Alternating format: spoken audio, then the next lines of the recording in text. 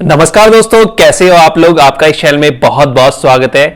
दोस्तों, काफी लोगों को पहली बार जब आरएसएम की पोस्ट मिलती है तो वो इधर उधर काफी जनों से क्वेश्चन पूछने लगते हैं कि एक्चुअल में मुझे क्या करना पड़ेगा और क्या क्या मेरी जॉब रिस्पॉन्सिबिलिटी रहती है। ये चीजें, कुछ चीजें वो लोग गूगल पे पढ़ लेते हैं, लेकिन फिर भी काफी कंफ्यूजन में रहते हैं कि उनकी जो रिस्पॉन्सिबिलिटी है एक्चुअल में वो क्या चीज है, उनको क्या क्या चीजें करनी पड़ेंगी मार्केट में। इस चीज को लेके वो कंफ्यूज रहते हैं। तो दोस्तों, यहां पर मैं आपको बताने वाला हूं कि आरएसएम की जो पोस्ट होती है वो किस लिए क्रिएट होती है और एक कंपनी एक आरएसएम से क्या चीजें चाहती है और एक्चुअल में एक आरएसएम को मार्केट में आके क्या काम करना चाहिए ताकि वो अपनी इस जॉब रिस्पॉन्सिबिलिटी को सही तरीके से निभा पाए और बिल्कुल भी नहीं डरे। तो दोस्तों, इस वीडियो में यही बात करूंगा। तो चलिए दोस्तों, वीडियो स्टार्ट करते हैं। आपसे एक रिक्वेस्ट है कि वीडियो को लाइक कर दीजिए और चैनल को सब्सक्राइब नहीं किया तो नीचे रेड कलर में सब्सक्राइब लिखा हुआ है, वहां पर क्लिक करने के बाद घंटी के बटन को जरूर दबाएं ताकि आपको इस तरह की जब भी वीडियो मैं अपलोड करूं तो आपको मिल जाए सबसे पहले देखने को। दोस्तों, आपसे रिक्वेस्ट है, इस वीडियो को लाइक कर दीजिए। चलिए वीडियो स्टार्ट करते हैं। तो दोस्तों, एक रीजनल सेल्स मैनेजर की पोस्ट क्यों क्रिएट करती है कंपनी? क्योंकि उसके पास एएसएम भी होता है, सेल्स ऑफिसर भी होता है, फिर उसके नीचे भी एम्प्लॉय होते हैं, उसके नीचे भी एम्प्लॉय होते हैं और ऊपर की तरफ अगर आरएसएम से ऊपर जाएं तो काफी सारे और भी डेजिग्नेशन होती हैं। तो दोस्तों, यहां पर जो आरएसएम की जो पोजीशन होती है वो एक बहुत ही महत्वपूर्ण इंपॉर्टेंट पोजीशन होती है, ठीक है। और इसका कुछ वर्क एएसएम की तरह होता है, यानी कुछ वर्क इसका एएसएम से मिलता जुलता है और कुछ वर्क जो ऊपर अगर लेवल होता है जीएम का उससे मिलता जुलता है। तो यहां पर कोई भी कंपनी इसलिए पोस्ट क्रिएट करती है कि वो चाहती है कि आरएसएम को जितना एरिया मिला हुआ है वो एक तरह से उस एरिया के लिए जीएम का काम करे, यानी जनरल मैनेजर का। वहां पर उसको केवल सेल्स नहीं करनी, केवल टीम मोटिवेट नहीं करनी, और भी बहुत सारी रिस्पॉन्सिबिलिटी उसको देखनी होती है जो कि एक कंपनी का जीएम देखता है, यानी मालिक के नीचे जो होता है वो जो चीजें देखता है वही चीजें काफी कुछ हद तक एक आरएसएम को देखनी पड़ती है। दोस्तों, कंपनी चाहती है कि कंपनी का जो भी प्रोडक्ट है, जो भी उसकी सर्विस है, तो जो एक आरएसएम का जो एरिया दिया गया है वहां पर सही तरीके से डिस्ट्रीब्यूट हो, सही तरीके से उसकी सेल्स आए। ये चीजें एक आरएसएम को देखनी पड़ती हैं। दूसरी चीज ये है कि जो पहले से सेल्स टीम है, वहां पर पहले से डिस्ट्रीब्यूशन है, पहले से की अकाउंट्स है, पहले से कस्टमर हैं, उनको अच्छी तरह से हैंडल करना है, यानी मोटिवेट करना है, कम्युनिकेट करना है। उनकी जो प्रॉब्लम आ रही है कंपनी और उनके बीच में, उसको सॉल्व करते हुए सेल्स ग्रोथ को बढ़ाना है। तो इसलिए कंपनी इस पोजीशन का निर्माण करती है, इस पोजीशन को क्रिएट करती है।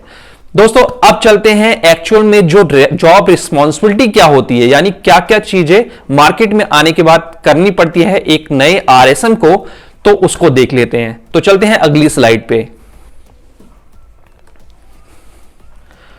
दोस्तों, सबसे पहली जो चीज होती है, एक मैंने आपको बता दिया, एक आरएसएम का जो रोल होता है वो एएसएम की तरह भी होता है कुछ कुछ, और कुछ कुछ जीएम की तरह भी होता है, यानी उससे रिपोर्टिंग वाला जो पार्ट है उसमें भी पक्का होना पड़ेगा और जो सेल्स वाला पार्ट है उसमें भी पक्का होना पड़ेगा। तो सबसे पहले जो है एक रीजनल मैनेजर, अगर आप पहली बार किसी कंपनी में रीजनल मैनेजर बने हैं तो सबसे पहले आप अपने मंथली और क्वार्टरली और एनुअल जो प्लान है, सेल्स प्लान है, उसको सही तरीके से देखना सीख लें, उसको सही तरीके से बनाना सीख लें और किस तरह से कंपनी को आप और भी ज्यादा ग्रोथ दे सकते हैं, यानी प्रॉफिट दे सकते हैं, उस चीज को पढ़ना और बनाना सीख लें।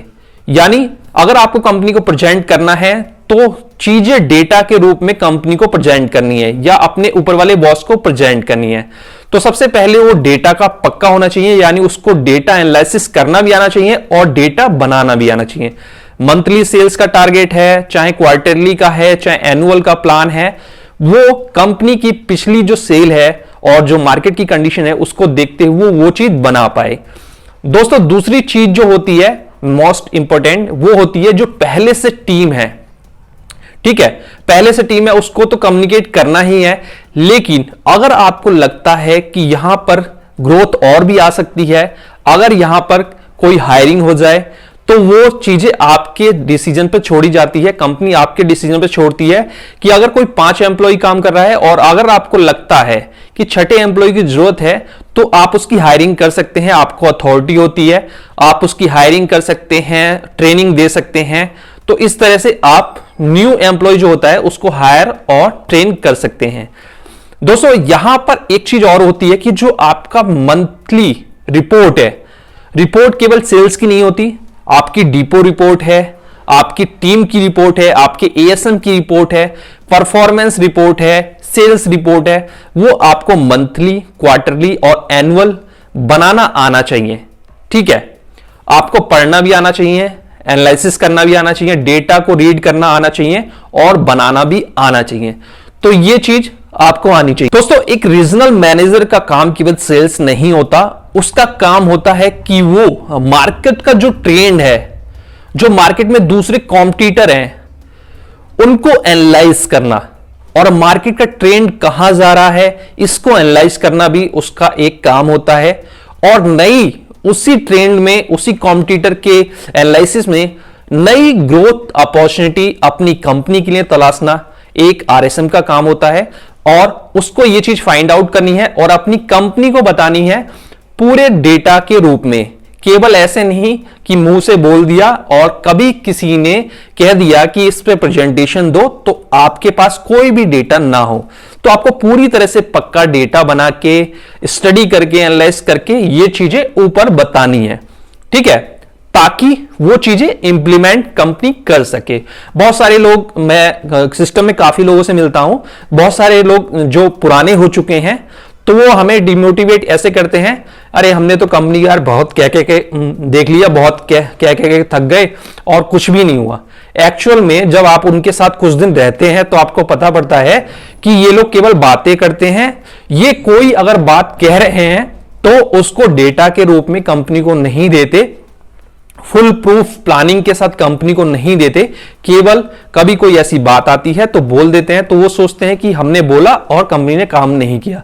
तो आपको फुल प्रूफ प्लानिंग के साथ डेटा को प्रेजेंट करना है अगर आपने कोई नई ग्रोथ अपॉर्चुनिटी कंपनी के लिए देखी है तो। ठीक है, एक चीज और है कि यहां पर आरएसएम का एक काम होता है कि जितने भी पोटेंशियल प्रॉब्लम है उनके सॉल्यूशन खुद ढूंढने हैं और कम से कम अपने आप से ही वो सॉल्यूशन चीजें कर देनी है, मतलब चीजों को सॉल्व करना है।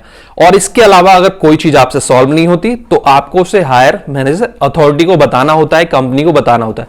यहां पर चीजें सॉल्व का मतलब क्या है दोस्तों, यहां आसान सी भाषा में यह है कि अगर आपके डिस्ट्रीब्यूटर पहले से हैं तो उनके डिस्ट्रीब्यूटर के बीच में हमेशा कुछ ना कुछ गड़बड़ी चलती रहती है। सेल्स टीम, डिस्ट्रीब्यूटर के बीच में, सेल्स टीम और रिटेलर्स के बीच में, चाहे मार्जिन को लेके, चाहे एक्सपायरी को लेके, चाहे किसी स्कीम को लेके, ठीक है, या सेल्स जो सेल्स टीम होती है उसके बिहेवियर को लेके।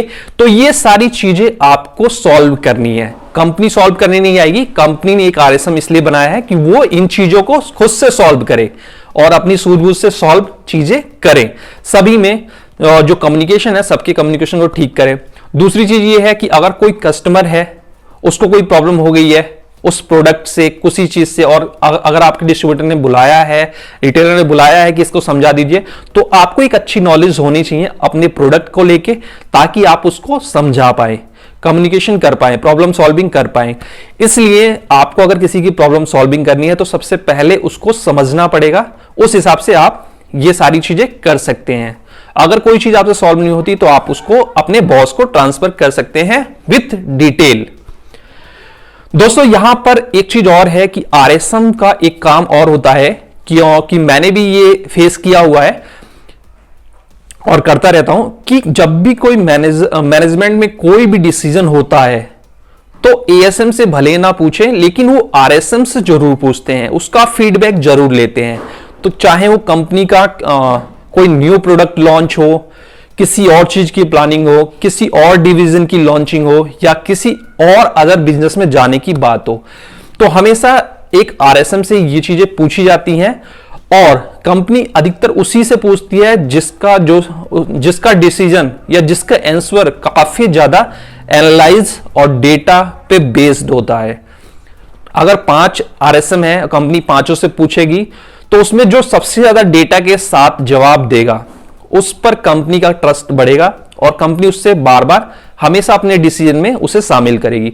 तो जो भी डेटा, जो भी इस मार्केट में जितनी बातें होती हैं वो सभी डेटा के रूप में होती हैं। डेटा एनालाइज आपको करना आना चाहिए, फोरकास्ट करना आना चाहिए, उसको सही तरीके से प्रेजेंट करना आना चाहिए। तो ये चीजें हैं, अगर इतनी चीजें आप करते हैं तो आपके लिए काफी ज्यादा आगे ग्रोथ के चांसेस। दोस्तों यहां पर एक आरएसएम को इसलिए रखा जाता है, उसका काम केवल सेल्स करना नहीं होता है, उसका काम मैंने आपको बता दिया कि एक मैनेजरियल लेवल का, मतलब एक कंपनी के तरफ से जो कंपनी काम करती है डेटा पे वो भी होता है और एक्चुअल में जो फील्ड में काम होता है वो भी होता है। तो अगर आप हमेशा अपने कॉम्पिटिटर को ध्यान में रखिए, किसी भी अगर कोई नया प्रोडक्ट मार्केट में ट्रेंड में आ रहा है और बहुत सारी कंपनी उसे लॉन्चिंग के लिए सोच रही हैं, तो आप अगर आपकी रिलेटेड उससे कंपनी है तो आप उसे सजेशन दे सकते हैं विथ डेटा, और मतलब डेटा और एनालाइज रिपोर्ट के साथ आप उसको नए प्रोडक्ट लॉन्चिंग के लिए कह सकते हैं। ये आपकी अथॉरिटी इतनी होती है एक आरएसएम की कि वो किसी नए प्रोडक्ट की लॉन्चिंग के लिए कंपनी को कह सकता है, चाहे जीएम को कह सकता है, चाहे उसके एमडी को कह सकता है। और दूसरी चीज ये है कि सेल्स और ग्रोथ, सेल्स बढ़ाने की अगर कोई नई टेक्निक है आपके पास, इनोवेटिव टेक्निक है, तो आप उसको सही तरीके से प्रेजेंट करके और उसे कंपनी को बता सकते हैं, अपने बॉस को बता सकते हैं। इसके अलावा ग्रोथ अगर चाहते हैं कि कंपनी की कुछ ग्रोथ, जैसे कि मतलब एक मैं उदाहरण बताऊं कि अगर आप ऐसी कंपनी में है जहां पर केवल डिस्ट्रीब्यूटर हैं और वो डिस्ट्रीब्यूटर रूरल में नहीं माल सप्लाई कर पा रहे, ठीक है, बहुत सारे एरिया ऐसे हैं रूरल के बहुत ही पोटेंशियल, वहां पर मैन डिस्ट्रीब्यूटर नहीं जा रहा, तो आप कंपनी को बता सकते हैं कि आप, अगर आपकी कंपनी की पॉलिसी है कि आप ज्यादा डिस्ट्रीब्यूटर नहीं बना सकते, तो आप सब डिस्ट्रीब्यूटर अपॉइंट कर सकते हैं, उसकी कुछ अलग पॉलिसी बना सकते हैं और ये सारी चीजें बना के अपनी कंपनी को दिखा सकते हैं। और कंपनी को अगर आपका डेटा पसंद आया तो वो आपको जरूर अलाउ कर देगी, या किसी और तरीके से, किसी इनोवेटिव वे से आप चाहे तो रूरल जो एरिया है वहां पर एक डीलर डिस्ट्रीब्यूटर नियुक्त कर सकते हैं, जो कि कंपनी की तरफ से नहीं होगा, लेकिन आपका जो डिस्ट्रीब्यूटर का मार्जिन है, मैन डिस्ट्रीब्यूटर का मार्जिन है, उसके मार्जिन में से कुछ मार्जिन उसे भी दे सकते हैं, ताकि वो वहां के जितने भी रिटेलर हैं उनको वो चीज सप्लाई कर दे, उसको भी बचत हो जाएगी और वो वहां पर जो प्रोडक्ट की है डिलीवरी भी कर देगा। लेकिन उसको थोड़ा सा एक्स्ट्रा देना पड़ेगा, ये एक्स्ट्रा आप मैन डिस्ट्रीब्यूटर से काट के दे सकते हैं, ठीक है। तो इस तरह, क्योंकि मैन डिस्ट्रीब्यूटर को बैठे बिठाए अगर सेल मिल रही है तो वो भी खुश हो जाएगा। तो इस तरह से कर सकते हैं, इस तरह से इनोवेटिव आइडिया आप कंपनी को दे सकते हैं और बहुत सारी कंपनियां मान भी लेती हैं इस चीज को। इसके बाद आते हैं सेल्स पे। दोस्तों ये हो गई, बहुत सारी बातें हो गई, सेल्स की बात नहीं हुई। सेल्स में यह है कि आपको कैसे अपने प्रोडक्ट को कहां कहां बेचना है। जो ट्रेडिशनल वे है बेचने का, जिसमें कंपनी ऑलरेडी पहले से ही फोकस करके चल रही है, वहां तो आपको नए चैनल और बनाने ही पड़ेंगे, की कस्टमर बढ़ाने ही पड़ेंगे, ठीक है, आपको बड़े रिटेलर्स और इंक्रीज करने ही पड़ेंगे। इसके अलावा आप उन प्रोडक्ट को और किस तरह से सेल्स कर सकते हो किसी और दूसरे सेक्टर में, दूसरे वर्टिकल में, ये सारी चीजें आपको देखनी है। जैसे कि अगर आप जनरल ट्रेड से हैं और आपकी कंपनी का कोई मॉडर्न ट्रेड बहुत ही स्ट्रांग नहीं है, ठीक है, बहुत ही स्ट्रांग मॉडर्न ट्रेड नहीं है, केवल बिग बाजार टाइप के वो मॉडर्न ट्रेड को कवर करते हैं, तो आप अगर जनरल ट्रेड में है तो आप अपनी सेल्स को इंस्टीट्यूशनल में ले जा सकते हैं, होरेका के कुछ कस्टमर पकड़ सकते हैं। इसके बाद इंडस्ट्रियल सेल्स में कुछ कैंटीन होती है, उसको पकड़ सकते हैं, ठीक है। इस तरह की बहुत सारी चीजें होती हैं, वो आप अपने लेवल से भी कर सकते हैं। और अगर आपके पास बहुत बड़ा प्लान है तो आप इसको पूरी तरह से डेटा में बना के कंपनी को भी बता सकते हैं। इस तरह से न्यू कस्टमर और न्यू ग्रोथ कर सकते हैं, आपका टारगेट भी पूरा हो जाएगा। तो इस तरह से नई नई अपॉर्चुनिटी आप क्रिएट कर सकते हैं। इसके अलावा एक बहुत अच्छी अपॉर्चुनिटी होती है हॉकर्स, साइकिल वाले, बिक्की वाले हॉकर्स जो होते हैं, वो भी माल कहीं ना कहीं से लेके आते हैं और बहुत ही ज्यादा क्वांटिटी में वो लोग बेचते हैं, क्योंकि वहां वो जहां सप्लाई करते हैं वहां डिस्ट्रीब्यूटर इतनी आसानी से नहीं पहुंच पाता। तो आप उनको भी एक अपनी टेरिटरी में उनकी भी एक लिस्ट बना सकते हैं, उनको भी एक अलग अलग एरिया देके और उनको थोड़ा सा और ज्यादा मार्जिन में मैंने आपको बताया कि जैसे डिस्ट्रीब्यूटर का जो मार्जिन है उसमें से भी 1-2% मार्जिन डिस्ट्रीब्यूटर से बात करके आप उन्हें दे सकते हैं और आप इस तरह से सेल्स इंक्रीज कर सकते हैं। सबसे अच्छी बात यह होती है कि कंपनी जो भी स्कीम बनाती है, ट्रेड स्कीम बनाती है, चाहे वो मार्केट की स्कीम हो, उसको सही तरीके से उसका फायदा उठाना है, यानी उसको इंप्लीमेंटेशन करना भी एक आरएसएम का काम होता है। अपनी टीम से करवाना, डिस्ट्रीब्यूटर से करवाना, रिटेलर से करवाना, ये एक आरएसएम का काम होता है। और उस स्कीम से वो अपनी सेल्स को कितना ग्रोथ कर जाए, कितना उससे फायदा ले सकता है, ये सब सोचना, आइडिया लगाना, नए नए टेक्निक यूज करना, अच्छे टेक्निक यूज करना एक आरएसएम का काम होता है। तो उसको हमेशा अपनी जो ट्रेड स्कीम आती हैं, जो भी प्रमोशनल स्कीम आती हैं, उसका सही तरीके से यूटिलाइज करना एक आरएसएम का बहुत अच्छा काम होता है। मैंने काफी सारे ऐसे एसेस देखे हैं, ऐसे डिस्ट्रीब्यूटर देखे हैं कि ट्रेड स्कीम जो आती है, प्रमोशनल मटेरियल जो आता है, प्रमोशनल मटेरियल कूड़े के कचरे में पड़ा रहता है और उसका कोई भी उपयोग नहीं हो पाता। तो दोस्तों वो जो प्रमोशनल मटेरियल आता है उसमें भी कॉस्ट लगी होती कंपनी की और उसको सही जगह यूटिलाइज करना होता है ताकि सेल्स बढ़े। लेकिन वो आके डिस्ट्रीब्यूटर के गोदाम में कहीं पीछे पड़ा होता है, गंदा हो जाता है, बेकार हो जाता है। तो इस तरह से आपको ये सारी चीजें ध्यान में रखनी है कि जितनी भी ट्रेड स्कीम आए, जितनी भी प्रमोशनल स्कीम आए, उसको डिस्ट्रीब्यूटर ना खा जाए, उसको एसेस ना खा जाए, उसको सेल्स जो टीम है वो ना खा जाए।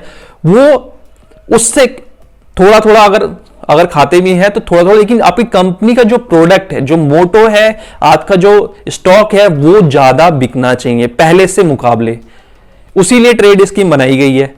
तो उस चीज का अच्छी से अच्छे फायदा लेना है, उसको सही तरीके से एनालाइज करना है, ट्रैकिंग करना है, पब्लिश करना है और सही तरीके से उसका एडवांटेज लेना है।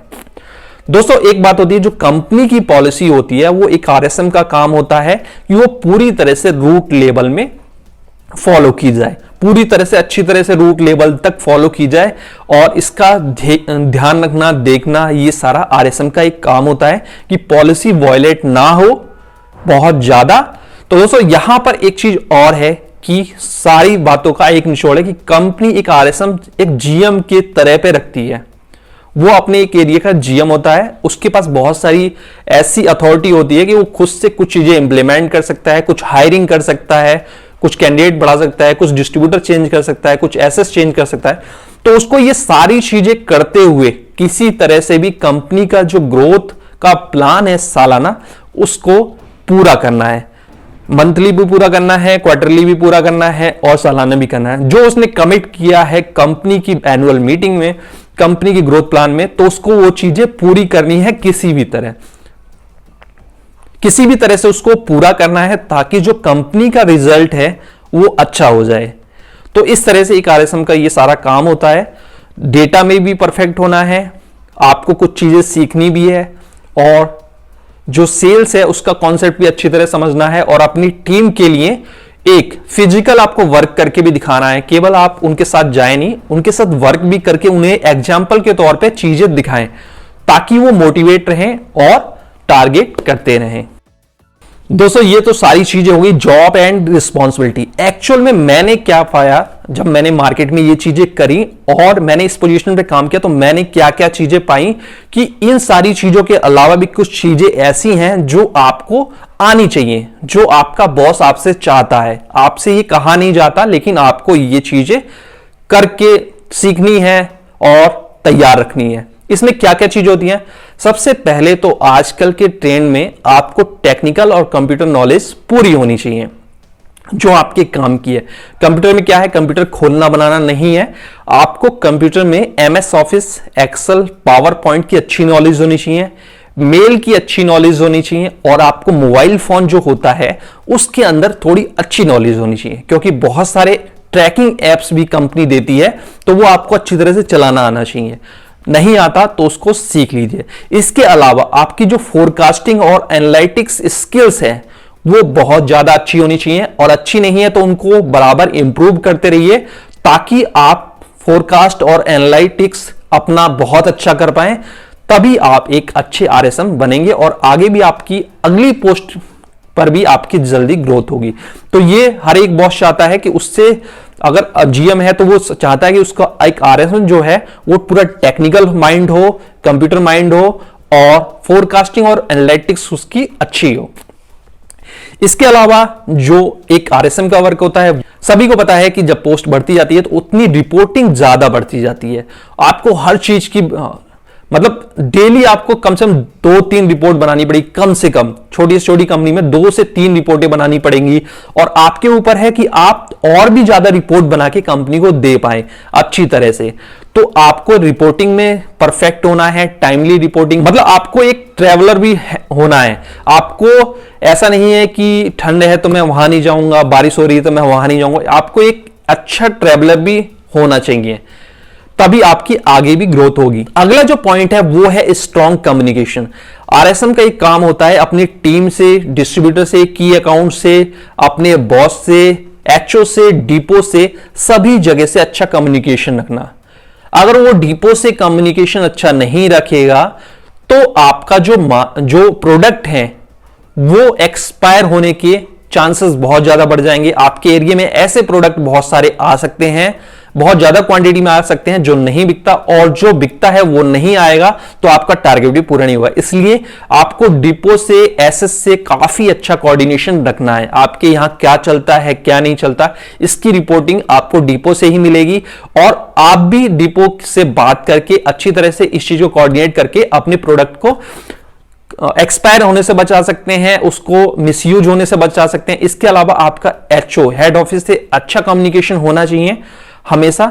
एसएस, डिस्ट्रीब्यूटर, बॉस और टीम से एक अच्छा कोऑर्डिनेशन और कम्युनिकेशन होना चाहिए। आपको सारी चीजें पता लगनी चाहिए, जो चीजें कोई छुपा भी रहा है वो भी आपको टाइमली पता लग जानी चाहिए, तभी आप उसको ऊपर तक बता पाएंगे या अपने आप उसको हैंडल कर सकते हैं। तो ये कम्युनिकेशन का जो एक फीचर्स है ये एक आरएसएम के लिए बहुत ही ज्यादा इंपॉर्टेंट है।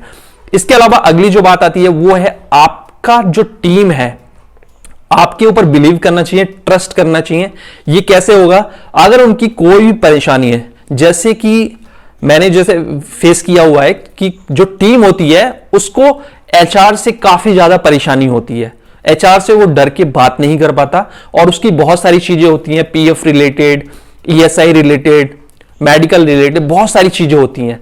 अगर वो डायरेक्टली एचआर के साथ इंगेज हो जाएगा तो वो सेल पे ध्यान नहीं दे पाएगा। इसलिए वो सारी चीजें आप करिए, आप उसकी सारी प्रॉब्लम की सॉल्विंग करिए। जो भी कंपनी से डेटा है, जो भी कागजी कार्रवाई है वो आपको करनी है, उसकी प्रॉब्लम सॉल्विंग करनी है। दूसरी चीज ये है कि उसकी स्किल्स को इंप्रूवमेंट करना है, उसको सिखाना है। मीटिंग में काफी चीजें आप बता सकते हैं। तो इस तरह से अपनी टीम में एक बिलीव और ट्रस्ट पैदा करना है आपको। इसके बाद आपका जो मार्केट में स्ट्रांग होल्ड होना चाहिए, अगर नहीं है तो उसको धीरे धीरे बना लीजिए। आपके पास डेटा होना चाहिए डिस्ट्रीब्यूटर का, रिटेलर का, की अकाउंट्स का, एक्सपायरी लेने वालों का या नियर टू एक्सपायरी प्रोडक्ट लेने वालों का, आपके पास ऐसा डेटा होना चाहिए। कटर का मैं बता रहा हूं आपको, जितने भी टर्म्स यूज होते हैं आपको उनकी एक अच्छी लिस्ट होनी चाहिए। अच्छा आपको पता होना चाहिए कौन कहां पे रहता है, किसका कॉन्टेक्ट नंबर क्या है, ताकि आप इन सब चीजों का उपयोग करके अपना जो टारगेट है, अपने सेल्स टीम का जो टारगेट है उसको पूरा करा पाएंगे अच्छी तरीके से। तो ये मार्केट में आपका अच्छा होल्ड होना चाहिए।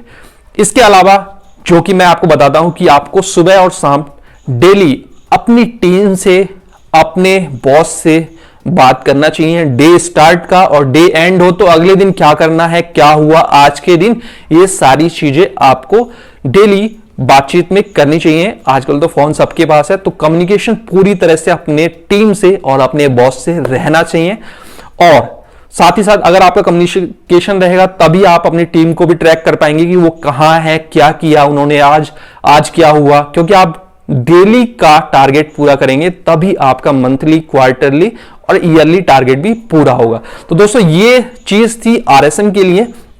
वीडियो थोड़ी लंबी है लेकिन मैं पूरी तरह से अच्छी तरह से विस्तार से बताता हूं ताकि कोई पॉइंट रह ना जाए, वरना ये जितने भी पॉइंट है इसको मैं एक स्लाइड में भी दिखा सकता हूं। तो वीडियो अच्छी लगी है तो लाइक कर दीजिए, वीडियो को शेयर कर दीजिए, और चैनल को सब्सक्राइब नहीं किया तो सब्सक्राइब कर लें। यहां पर आपको इसी तरह की वीडियो देखने को मिलती रहेगी। दोस्तों अगर आपका कोई भी क्वेश्चन है तो नीचे कमेंट बॉक्स में कमेंट कर सकते हैं, मैं रिप्लाई जरूर करूंगा। थैंक यू दोस्तों, मिलते हैं अगली बार एक और लेटेस्ट वीडियो के साथ।